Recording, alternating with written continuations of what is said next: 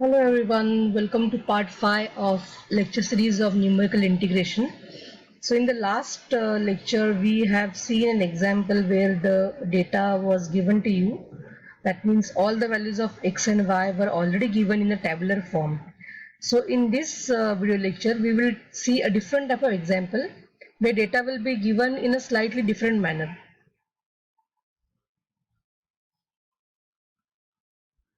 So one quick reminder that this question will be carrying 8 marks in the semester examination. If the only two formulas are asked, then the question will carry 6 marks.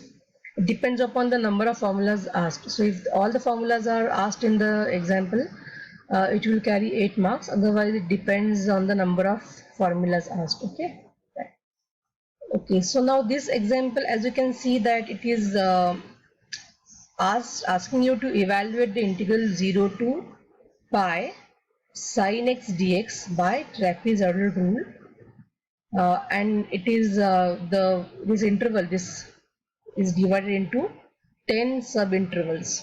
So what is 10 here? So as I mentioned earlier, 10 is n. N is the number of intervals or number of sub-intervals. So n here is 10, a is 0, b is pi, and your function is sin x.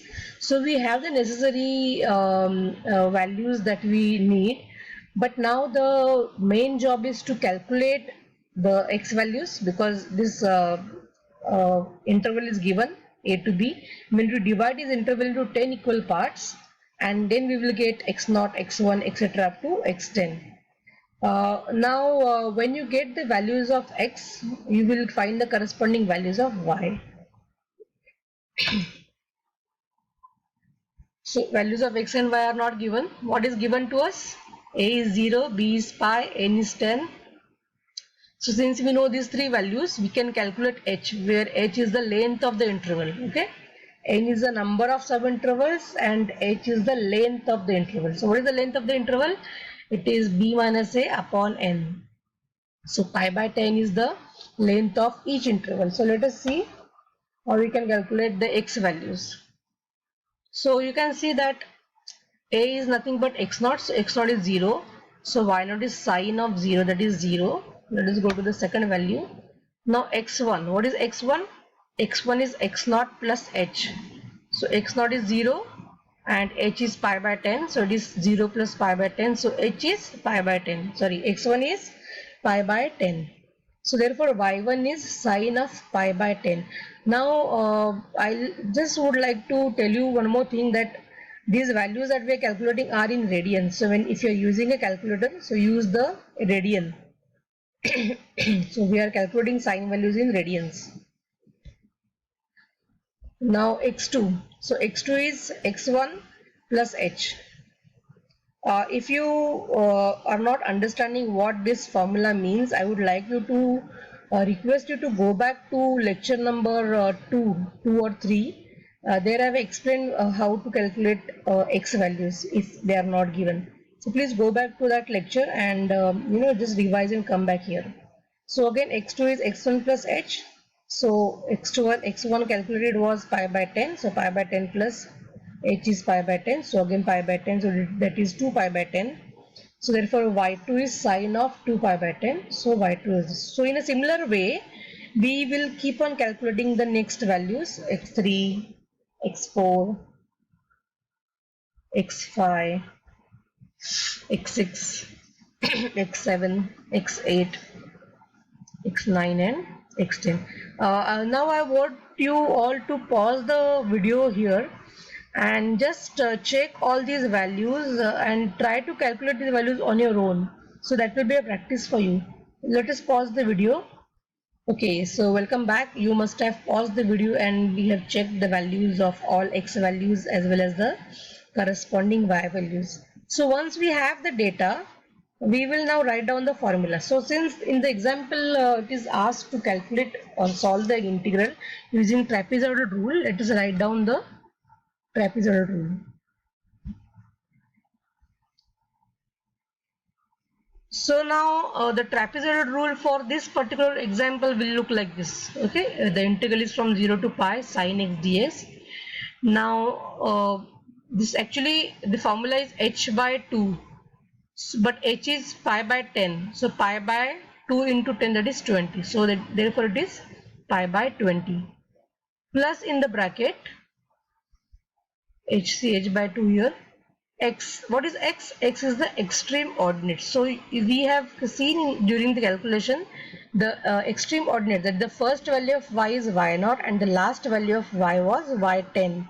So for this particular example, our y1 plus yn will be y0 plus y10, okay, plus 2 into the remaining, or sum of the remaining ordinates. So 2 into r represents sum of the remaining ordinates. So what are the remaining ordinates? Y1 plus y2 etc. up to yn. So let us substitute now. I want you all to pause the video and calculate, substitute the values and actually calculate the value of this particular example using the values that we have calculated before. I'm not showing you the calculation part because it is quite obvious that you just substitute and simplify, because once you substitute it is simple arithmetic. The example says only the trapezoidal rule, but I am going to give you the Simpson's 1/3 rule and the Simpson's 3/8 rule as well. Let us see how those formulas will look like. So Simpson's 1/3 rule, integral 0 to pi sin x dx. So you can see the formula is h by 3. So h is pi by 10. So therefore pi upon 3 into 10, that is pi by 30. So again the extreme ordinates, x is the sum of extreme ordinates. So extreme ordinates are y0 plus y10 plus 2 times capital E. Capital E stands for sum of the even numbered ordinates. So therefore 2 times y2 plus y4 plus y6 plus y8. These are the even numbered ordinates between y0 and y10. Okay, therefore it is 2 times the sum of the even numbered ordinates. Plus 4 times O. O stands for the sum of the odd numbered ordinates. So what are the remaining odd numbered ordinates? So 4 into y1, y3 plus y5 plus y7 plus y9. Okay, so this is how your Simpson's 1/3 rule will look like for this particular example. If you want, you can pause the video, again go back to the algorithm. You can check the previous lectures if you are getting confused. If you have any doubts regarding this, you can just leave a comment below this video. So this is the answer for Simpson's 1/3 rule. Now Simpson's 3/8 rule will be modified as, so what is the formula? 3h by 8. So 3 by 8 pi by 10. So therefore 3 pi by 80. So again x is the sum of extreme ordinates. So y0 plus y10. 2 times t. T terms stands for the sum of the terms which are where the ordinates are multiples of 3. Therefore 2 times. So what are the ordinates in between y0 and y10 which are numbered as multiples of 3? That is y3, y6 and y9. So therefore 2 times y3 plus y6 plus y9 plus 3 times r. R stands for remaining ordinates. So what are the remaining ordinates? 3 into bracket y1 plus y2 plus y4 plus y5 etc. up to y8. Okay. So the answer for this is this. Now if you can see that all these values are quite nearby. If you want to find the error for the numerical calculation, you have to solve this integral by using your analytical methods. Whatever answer that you get is your exact solution. So you can just compare, you can take a absolute value difference of that exact value between these 3 values and you will check what is the error. So the one that gives you minimum error is the best answer.